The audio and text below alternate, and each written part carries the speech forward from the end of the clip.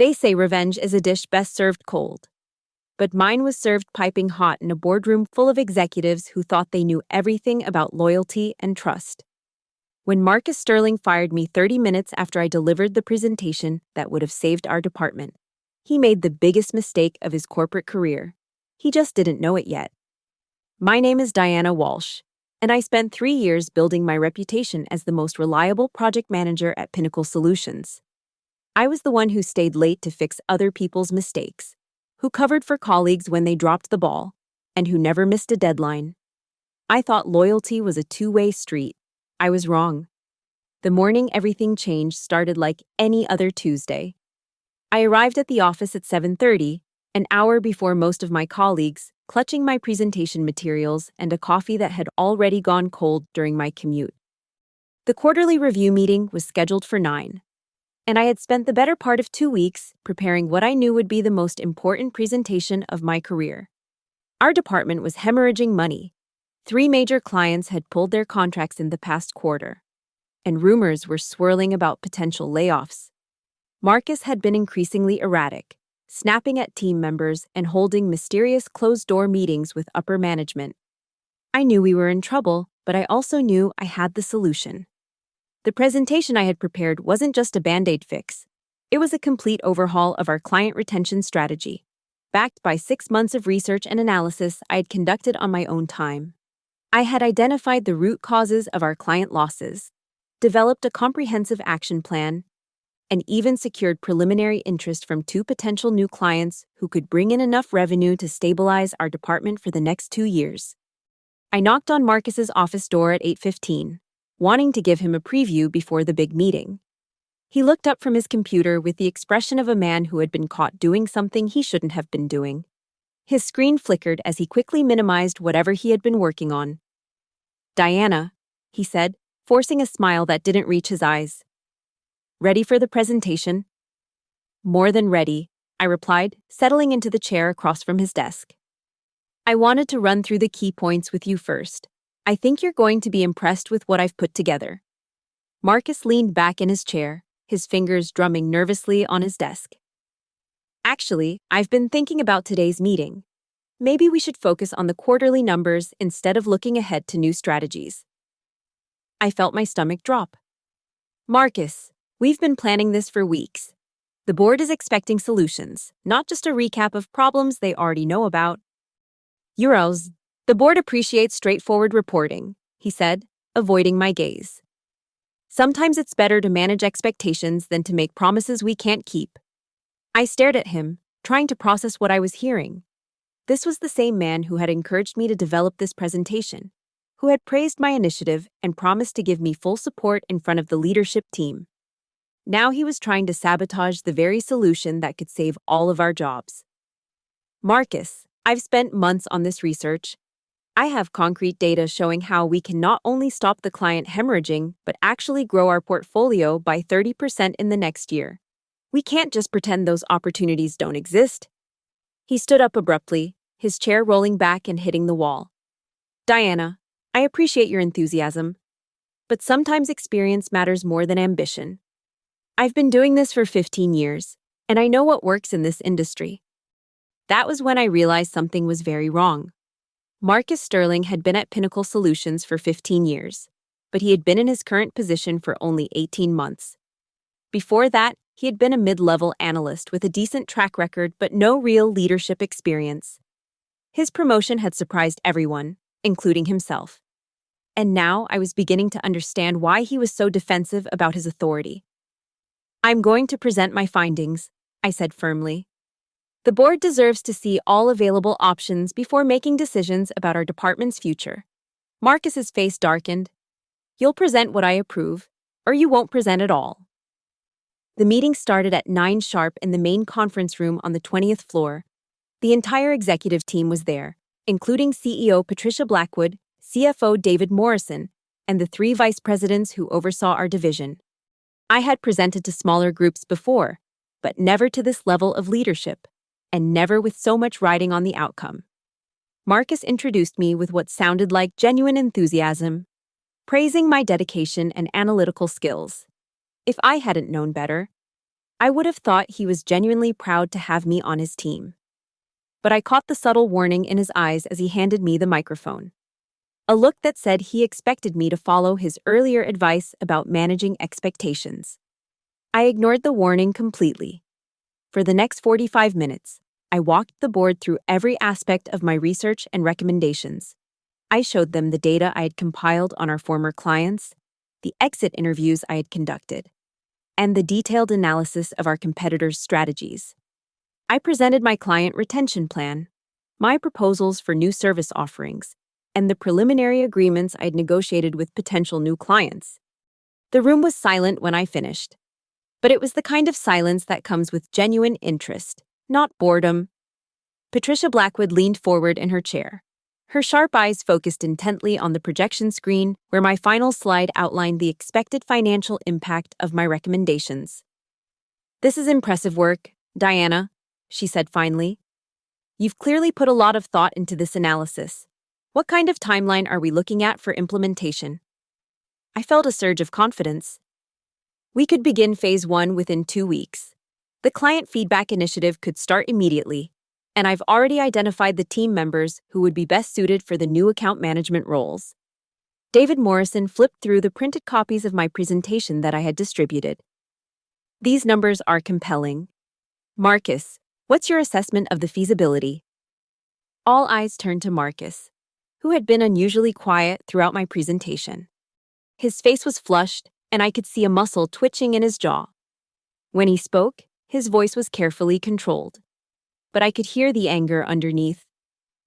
"Diana has done good work here," he said slowly. "But I think we need to be realistic about our current capabilities. We're dealing with resource constraints and market pressures that make ambitious expansion plans challenging." Patricia raised an eyebrow. "The presentation suggests that the new client revenue would more than offset the implementation costs. Are you concerned about execution?" Marcus shifted uncomfortably in his seat. "I'm concerned about overpromising and underdelivering. Diana's analysis is thorough, but it's based on assumptions that may not hold up in practice." I felt my carefully maintained composure begin to crack. "What assumptions, specifically?" "Well," Marcus said, clearly stalling. "Market conditions can change rapidly. Client needs evolve. There are always unforeseen challenges in any major strategic shift." These were generic objections, the kind of vague concerns that could be applied to any business proposal. I had anticipated this type of pushback and prepared specific responses to each potential concern. But as I looked around the room, I realized that Marcus wasn't trying to engage in a productive discussion about implementation challenges. He was trying to discredit my work entirely. "I've addressed market volatility in my risk assessment," I said, clicking to a slide that outlined potential challenges and mitigation strategies. "I've also built in buffer periods and contingency plans for each phase of implementation." Patricia nodded approvingly. "It sounds like you've thought through the potential obstacles. Marcus, do you have specific concerns about the team's ability to execute this plan?" The question hung in the air like a challenge. Marcus looked trapped, his eyes darting between me and the executives who were clearly impressed with my work. I could see him calculating, trying to find a way to undermine my credibility without looking like he was sabotaging his own department. "I think we should table this discussion until we can conduct a more thorough review," he said finally. "These are complex issues that require careful consideration." "Actually," Patricia said, "I think we should move forward with a pilot program. Diana, would you be willing to lead a small test implementation with one of these potential new clients?" My heart soared. This was exactly the opportunity I'd been hoping for, the chance to prove that my strategies could work in practice. Absolutely, I could have a detailed implementation plan ready by the end of the week. "Excellent," Patricia said, making a note on her tablet. "Marcus, please work with Diana to identify the resources she'll need for this pilot program. We'll reconvene in 30 days to assess the initial results." The meeting ended with handshakes and expressions of optimism about the department's future. Several board members complimented me on my presentation and asked follow-up questions about specific aspects of my research. I felt like I was walking on air as I gathered my materials and headed back to my office. Marcus caught up with me in the hallway outside the conference room. His face was a mask of barely controlled fury, but he kept his voice low and professional. "My office," he said. "Now." I followed him back to his office, still riding the high of my successful presentation. I expected him to be frustrated about being put on the spot, but I thought he would ultimately recognize that my proposal was good for the entire department. I was completely unprepared for what happened next. Marcus closed the door behind us and walked to his desk without looking at me. He opened his laptop and began typing, his fingers hitting the keys with more force than necessary. After a few minutes of uncomfortable silence, he finally looked up. "You're fired." The words hit me like a physical blow. I stood there, stunned, certain I had misheard him. "I'm sorry, what?" "You're terminated, effective immediately. You can clean out your desk and leave." I felt like the room was spinning. "Marcus, I don't understand. The presentation went well. The board approved the pilot program." "The presentation was insubordinate," he said coldly. "I specifically told you to focus on the quarterly numbers, and you chose to ignore my direct instructions. That kind of behavior is unacceptable." "Insubordinate?" I could hear my voice rising, but I couldn't control it. "I presented a solution to save our department. The board loved it." "The board doesn't make hiring and firing decisions for my team," Marcus said. "I do. And I've decided that you're not a good fit for this organization." I sank into the chair across from his desk, my legs suddenly unable to support me. "Marcus, please. Let's talk about this rationally. I know you're upset, but—" "There's nothing to discuss," he interrupted. "I've already contacted HR. They'll be here shortly to escort you out and handle the paperwork." The next hour passed in a blur of humiliation and disbelief. HR arrived with a security guard and a cardboard box. They watched as I emptied my desk drawers, packing up 3 years of accumulated work materials and personal items. My colleagues stared in shock as I was escorted through the office and out to the parking garage. I sat in my car for a long time after they left, too numb to start the engine. My phone buzzed with text messages from coworkers who had heard the news, but I couldn't bring myself to read them. All I could think about was the look of triumph in Marcus's eyes as he told me I was fired. That night, I couldn't sleep. I kept replaying the events of the day, trying to understand what had gone wrong. The presentation had been successful by any objective measure. The board had endorsed my recommendations and approved a pilot program. So why had Marcus been so determined to get rid of me? I spent the next few days in a haze of unemployment paperwork and job applications, but I couldn't shake the feeling that something didn't add up. Marcus's behavior had been erratic for months, but the intensity of his reaction to my presentation seemed disproportionate. It was as if he had been personally threatened by my success. On Friday afternoon, I was organizing my home office when I came across a folder of documents I had forgotten to return to the company. It contained copies of various reports and analyses I had prepared over the past year, including several projects that Marcus had claimed credit for in departmental meetings. As I flipped through the papers, a pattern began to emerge. 3 separate times in the past 6 months, Marcus had presented my work to upper management as his own. He had taken my client analysis and repackaged it as his strategic assessment. He had submitted my cost reduction recommendations under his name. He had even used my competitive intelligence research to support his own proposals for departmental restructuring. I felt a cold anger building in my chest as I realized the full scope of what had been happening. Marcus hadn't just been stealing my work. He had been building his entire reputation as a leader on my uncredited contributions. No wonder he had been so threatened by my board presentation. For the first time, I had presented my work directly to the executive team, bypassing his usual filter of appropriation. But discovering Marcus's plagiarism was only the beginning. Over the weekend, I started digging deeper into his background and recent activities. I had always been good at research, and unemployment gave me plenty of time to pursue every lead. I started by looking into Marcus's professional history. His LinkedIn profile claimed extensive experience in strategic planning and client management. But when I cross-referenced his employment dates with publicly available company information, I found several discrepancies. He had inflated his job titles at previous companies and exaggerated his role in successful projects. More troubling, I discovered that Marcus had been having regular meetings with executives from Hartwell Industries, one of our biggest competitors. These meetings had been taking place for months, always at restaurants or coffee shops away from the office. I found evidence of these meetings through social media posts and restaurant reservation systems that I accessed through professional networking contacts. The pieces were starting to come together, but I needed more concrete evidence. I remembered that Marcus had been nervous about something on his computer the morning of my presentation, quickly minimizing his screen when I entered his office.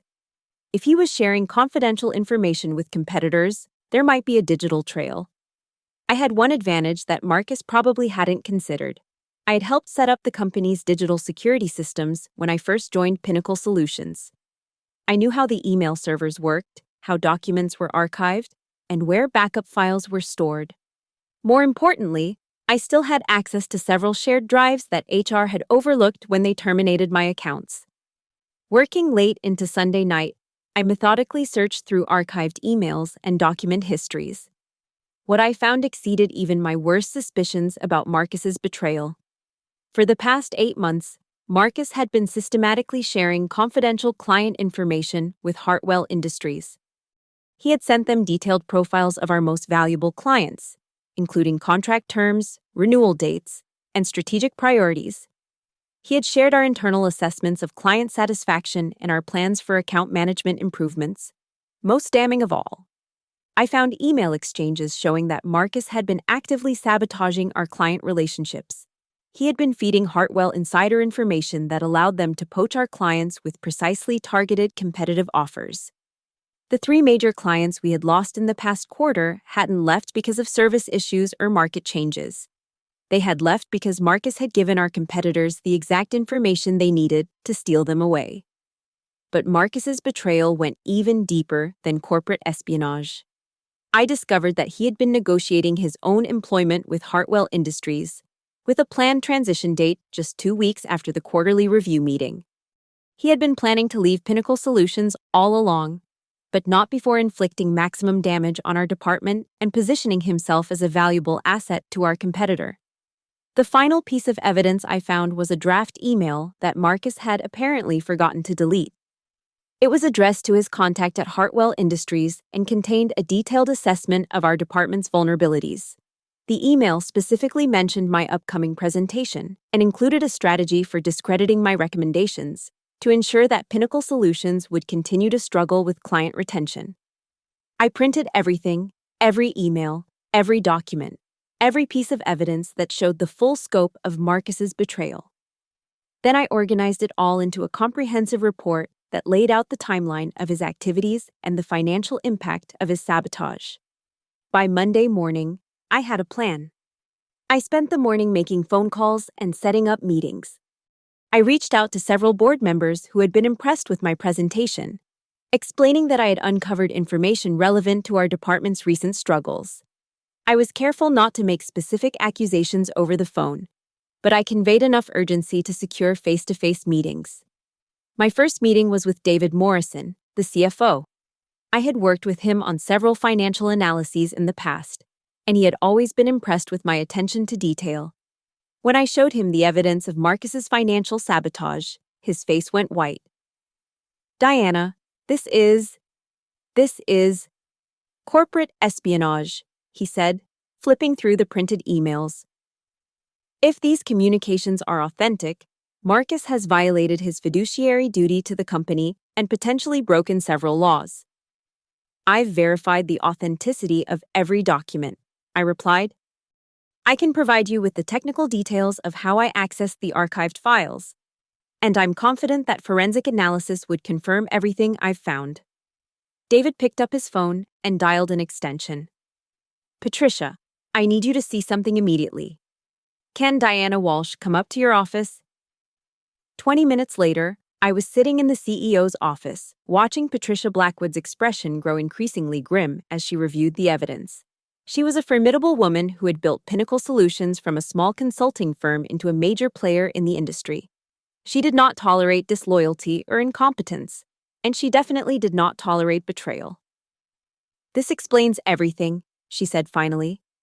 "The sudden client losses, the deteriorating relationships, the departmental morale issues. Marcus has been systematically undermining his own team." "There's more," I said, pulling out the draft email about discrediting my presentation. "He fired me because he knew I was getting too close to solutions that would expose his sabotage. He couldn't afford to have someone on his team who was actually trying to fix the problems he had created." Patricia leaned back in her chair, her fingers steepled in front of her face. "Diana, I need to ask you something, and I need you to be completely honest with me. Is there any possibility that you've misinterpreted this evidence? Any chance that Marcus's communications with Hartwell Industries could be explained by legitimate business activities?" I had expected this question and prepared a detailed response. "I've considered every alternative explanation. I've analyzed the timing of his communications with the timing of our client losses. I've cross-referenced his information sharing with Hartwell's competitive strategies. There's no legitimate business reason for any of these activities." "And you're certain about the authenticity of these documents?" "I'm staking my professional reputation on it," I said. "But more than that, I'm willing to testify about everything I've found. If Hartwell Industries has been using this information to target our clients, there should be evidence of that in their sales activities and marketing campaigns." Patricia nodded slowly. "I'm going to need to involve our legal team and conduct a formal investigation, but based on what you've shown me, I think we need to take immediate action to protect our remaining clients and prevent further damage." "What about Marcus?" I asked.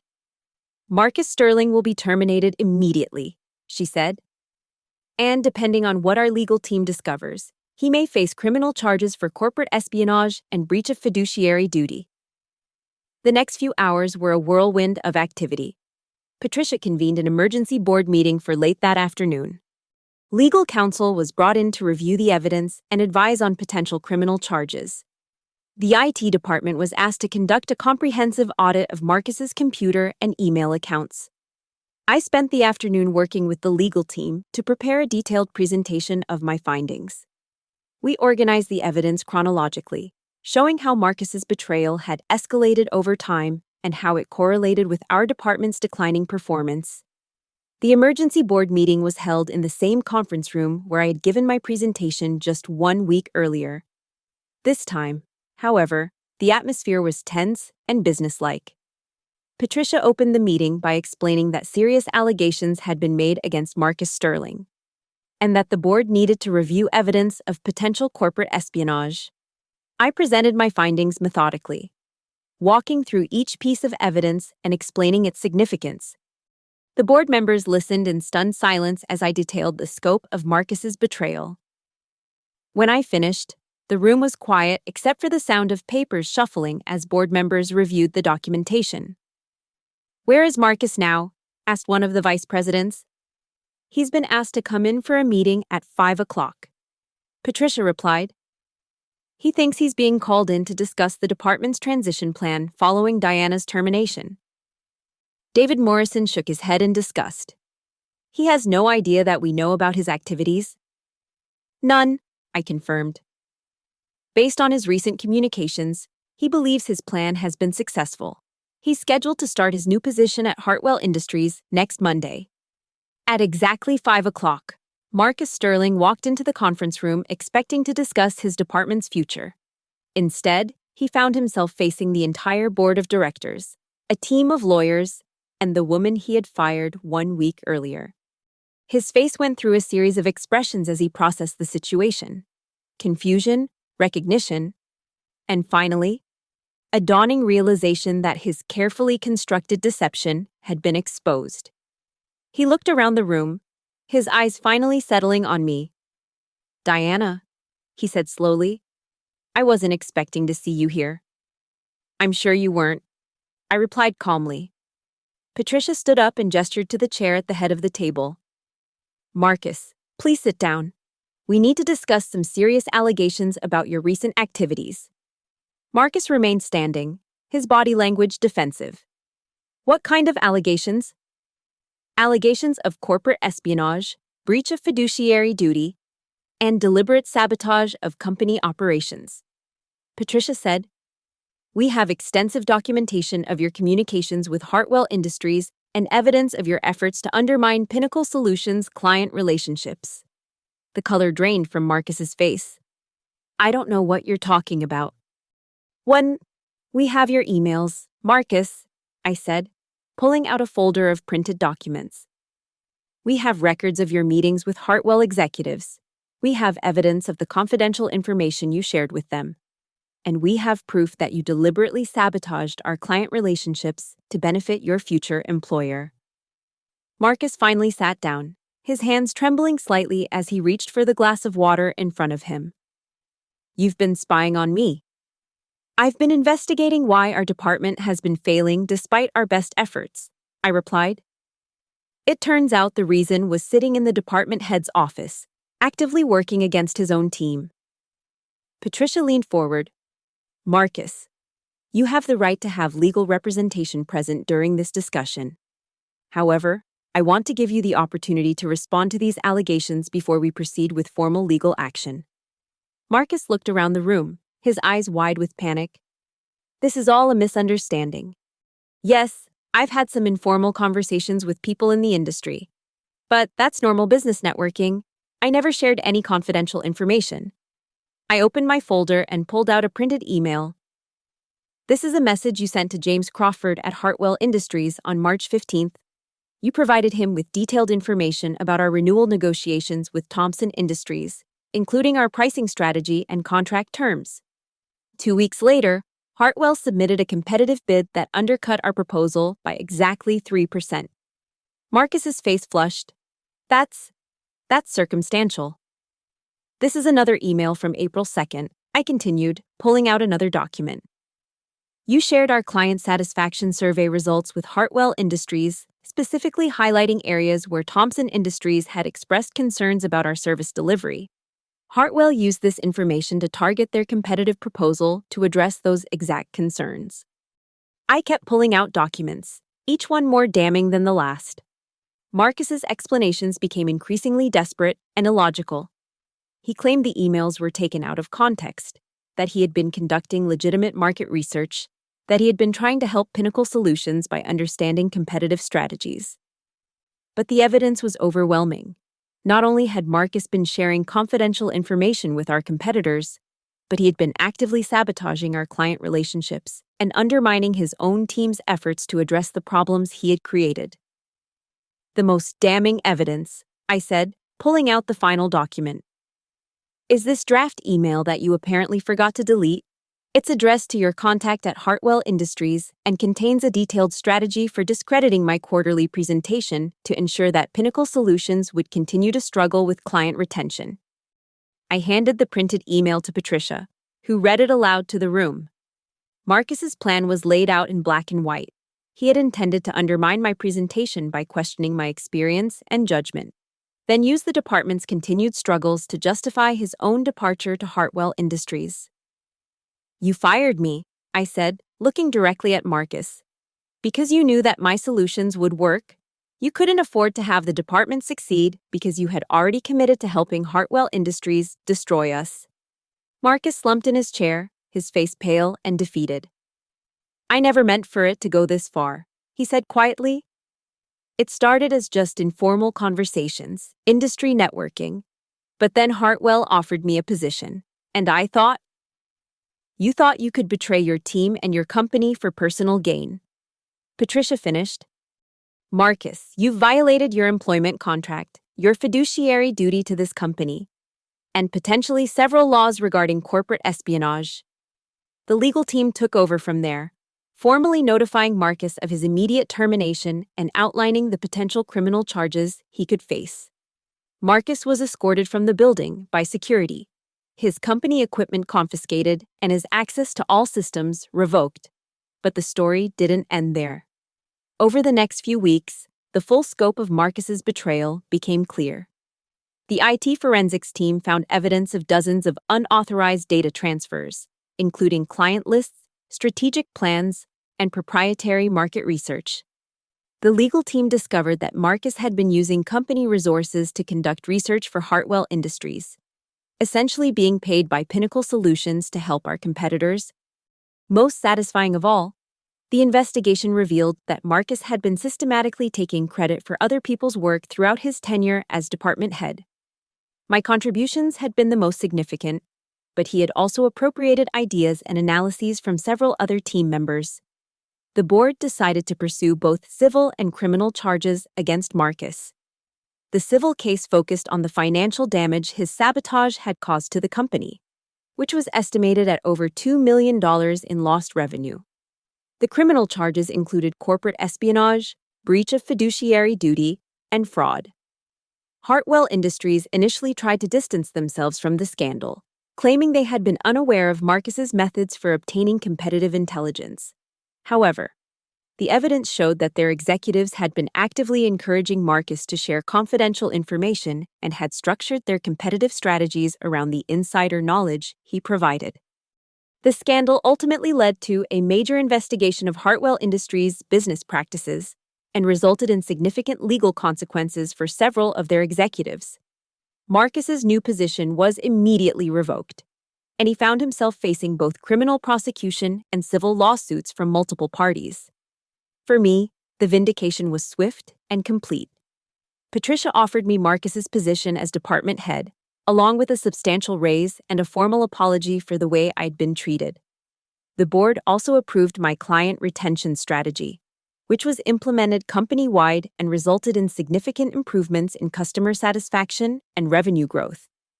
But the most satisfying moment came 6 months later, when I received a call from a former colleague who had left Pinnacle Solutions to work for a competitor. She told me that Marcus had been trying to find work in the industry, but word of his betrayal had spread throughout the professional community.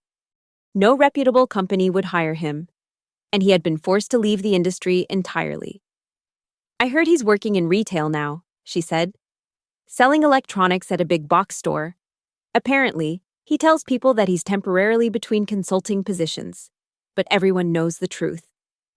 As I sat in my new office, looking out at the city skyline, I reflected on the lessons I had learned from this experience.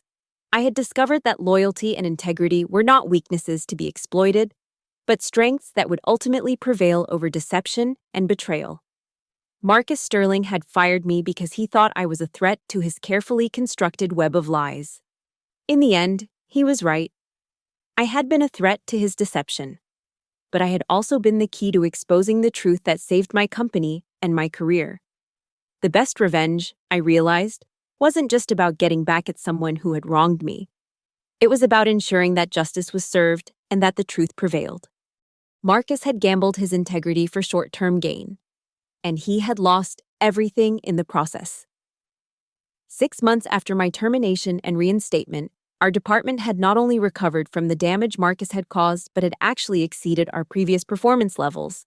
We had retained all of our remaining clients, won back 2 of the clients that Hartwell had poached, and signed contracts with 3 new major accounts. My client retention strategy had become a model for other departments within Pinnacle Solutions, and I was regularly invited to speak at industry conferences about innovative approaches to customer relationship management. The presentation that had cost me my job had ultimately launched my career to new heights. But perhaps the most important lesson I learned was about the power of preparation and documentation. If I hadn't been meticulous about saving my work and maintaining detailed records, I never would have been able to expose Marcus's betrayal. The evidence that proved his guilt was the same evidence that demonstrated my own value to the company. As I prepared for another board presentation, this time as a department head rather than a desperate employee fighting for survival, I thought about the advice I would give to my younger self. Trust your instincts when something doesn't feel right. Document everything, and never underestimate the power of truth to overcome deception. Marcus Sterling had taught me that some people will sacrifice anything for personal gain, even the trust and loyalty of their own team. But he had also taught me that such people ultimately defeat themselves, because a foundation built on lies cannot support the weight of sustained success. The conference room where I had been humiliated and fired was now the same room where I led monthly strategy sessions with my team. Every time I walked into that room, I remembered the lessons of that day and the importance of fighting for what is right, even when the odds seem impossible. My story became something of a legend within Pinnacle Solutions, a cautionary tale about the dangers of betrayal and the power of integrity. New employees were often told about the department head who fired his best employee for presenting solutions that would have saved the company, and how that employee's determination to expose the truth ultimately led to justice. But for me, the real victory wasn't in Marcus's downfall or in my own professional success. It was in the knowledge that I had stood up for what was right, even when it cost me everything I had worked for. I had chosen integrity over expedience, truth over comfort, and justice over revenge.